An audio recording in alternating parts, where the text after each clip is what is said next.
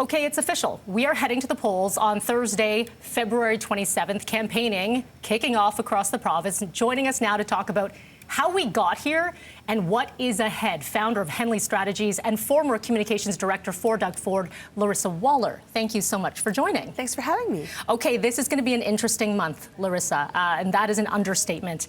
Let's begin here where viewers are really trying to wrap their head around the idea of Doug Ford saying, I need a strong mandate if I want to face off against U.S. President Donald Trump and these incoming tariffs.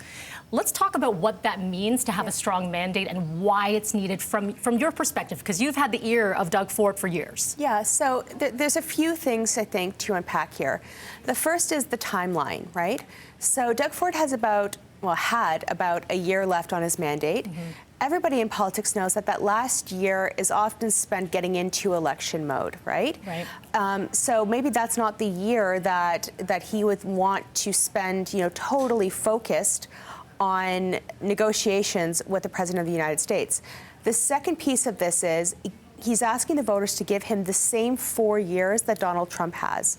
The good part about going right now to the election is that it gives Doug Ford a virtually identical 4 years in power as Donald Trump has. And as we go just maybe even past these tariffs, if we're looking at a bumpy 4 years with Donald Trump, Doug Ford is saying, I'm going to protect Ontario, I'm going to protect Ontario jobs for that entire mandate. Okay, so now we have all been dipping into all the news conferences this morning. Everyone is hitting that campaign trail very hard.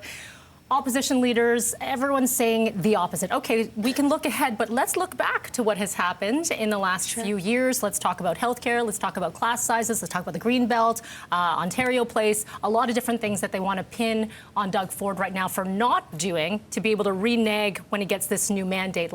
So what would be going through his head right now to say, but wait a second, here's what I have done, and trying to say all of this other stuff doesn't matter at this point?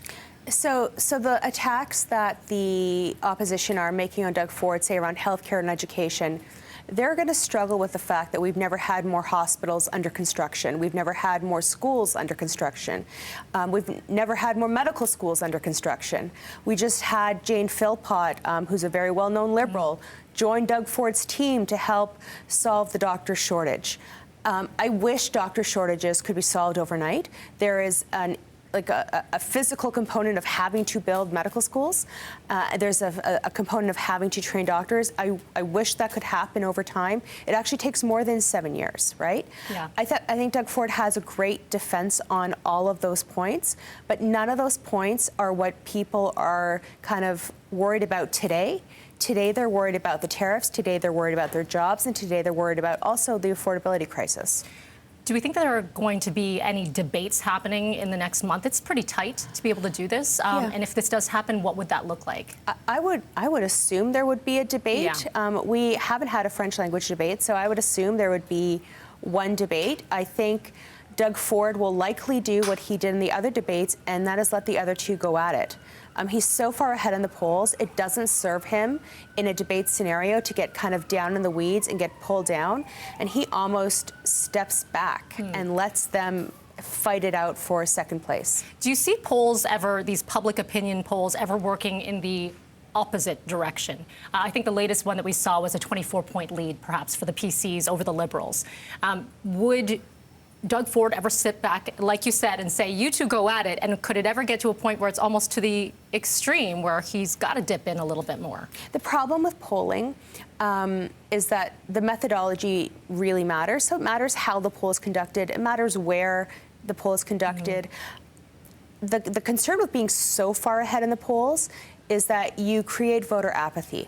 Right? So it doesn't serve anybody to be so far ahead, because then the people who intend to vote for you might not show up on voting day.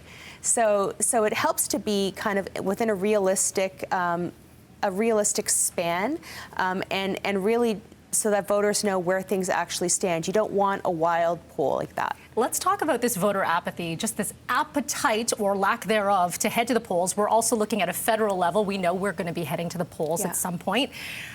Do you think people will turn up to vote? Or will people just sit back and say, I can't deal with politics right now, I can't trust politicians right now? What would you predict when it comes to February 27th? So there are two types of elections in Canada. Well, around the world, really. There's change elections and there's status quo elections. This is more of a status quo election in Ontario, so I would expect a low voter turnout. And that usually actually favors the governing party. It means that people are generally okay with the status quo. They're generally okay with who the premier is, and they're not going to vote for change. Voting for change, you do see a higher voter turnout.